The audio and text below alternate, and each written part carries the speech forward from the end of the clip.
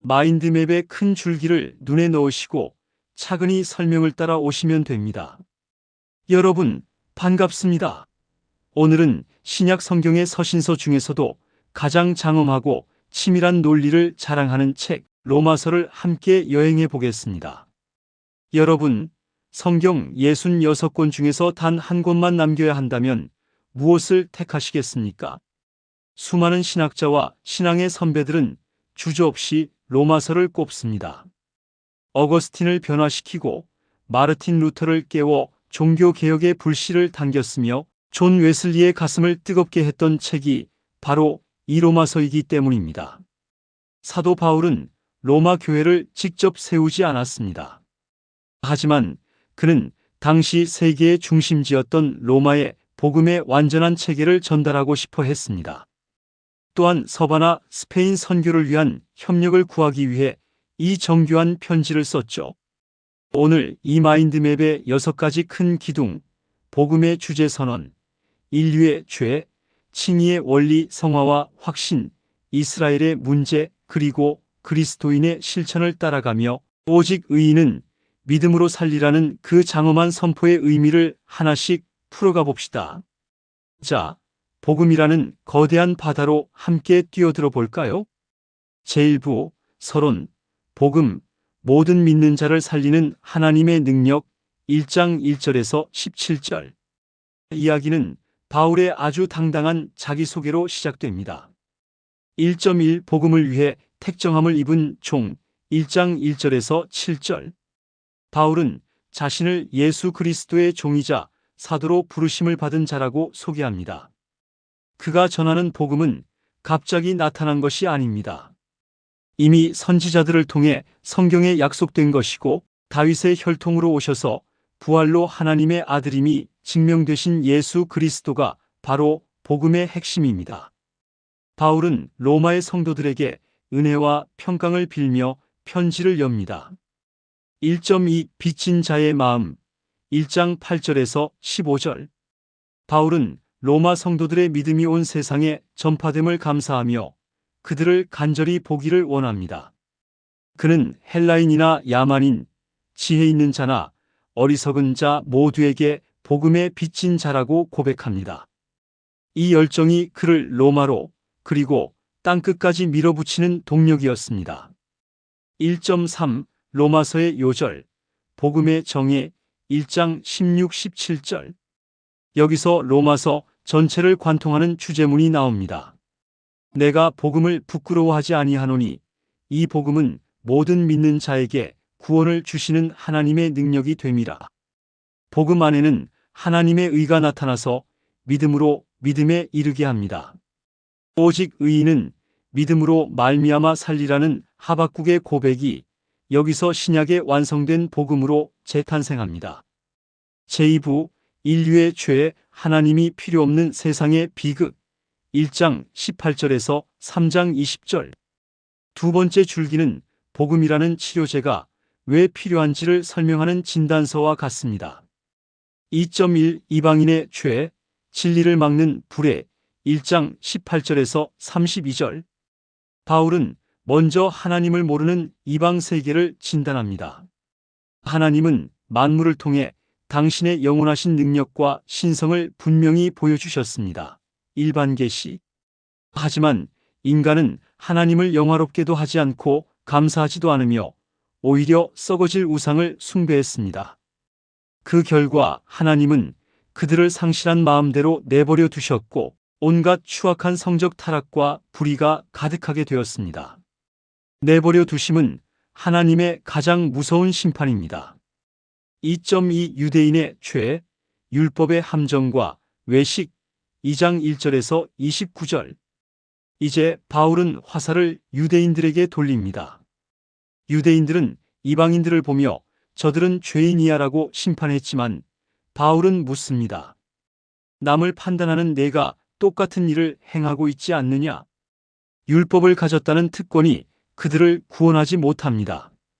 오히려 율법을 행하지 않으면서 자랑만 하는 것은 하나님의 이름을 모독하는 일입니다. 바울은 선포합니다. 표면적 유대인이 유대인이 아니요 오직 이면적 유대인이 유대인이다. 할례는 몸이 아니라 마음, 심령에 해야 한다는 통렬한 지적입니다. 2.3 의인은 없나니 하나도 없다. 3장 1절에서 20절. 결론은 비참합니다. 유대인이나 헬라인이나 다 죄 아래 있습니다.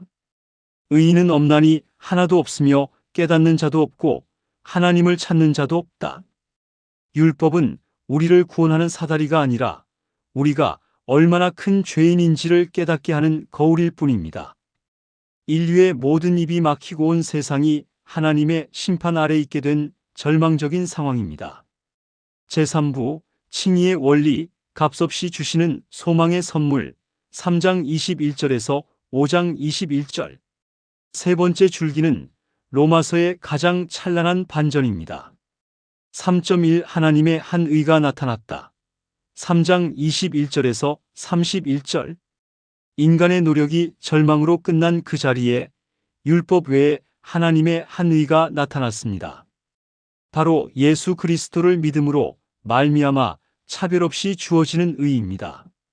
우리는 하나님의 은혜로 그리스도 예수 안에 있는 속량 값을 치르고 사심으로 말미암아 값없이 의롭다 하심을 얻은 자가 되었습니다. 하나님은 예수님을 화목제물로 세우셔서 죄에 대한 공의도 만족시키시고 우리를 사랑하시는 자비도 성취하셨습니다. 이제 인간의 자랑은 설 자리가 없습니다.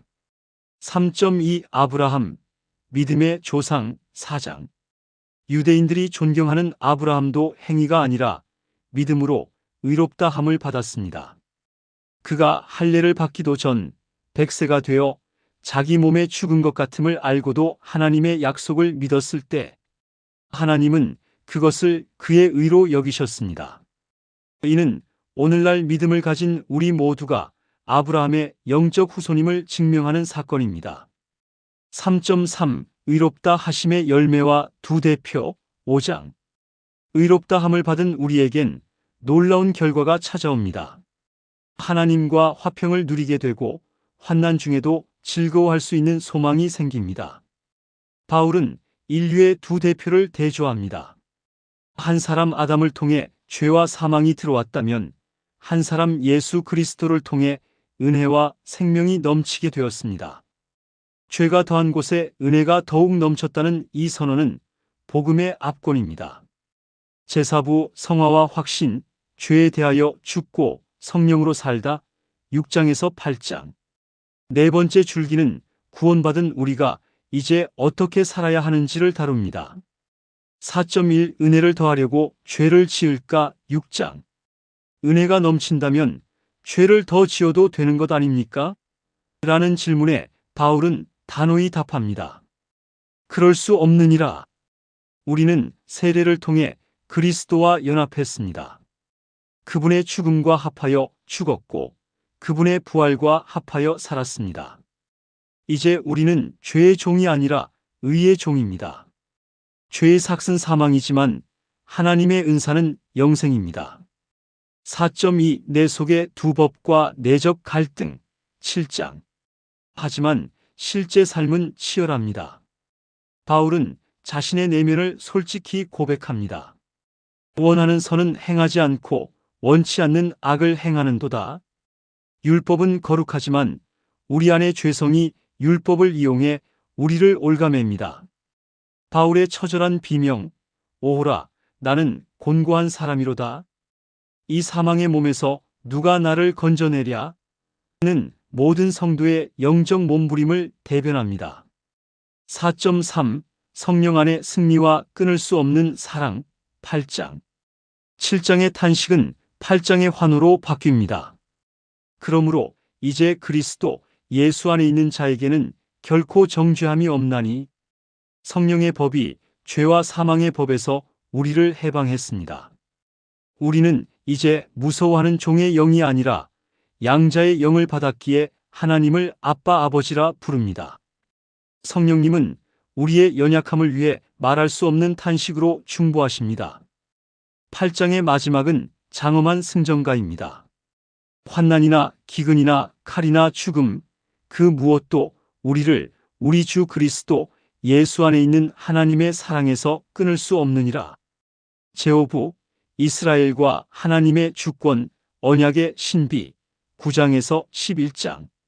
다섯 번째 줄기는 바울의 가장 큰 개인적 고통이자 신학적 난제인 동족 이스라엘의 불신앙 문제입니다. 5.1 하나님의 절대 주권과 토기장이 9장. 바울은 내 형제 골육을 위해서라면 자신이 저주를 받아 끊어질지라도 원한다고 할 만큼 간절했습니다. 왜 언약의 백성 이스라엘이 예수를 거부했을까요? 바울은 하나님의 선택권을 강조합니다. 토기장이가 진흙 한 덩이로 귀 쓸 그릇과 천이 쓸 그릇을 만들 권한이 없느냐?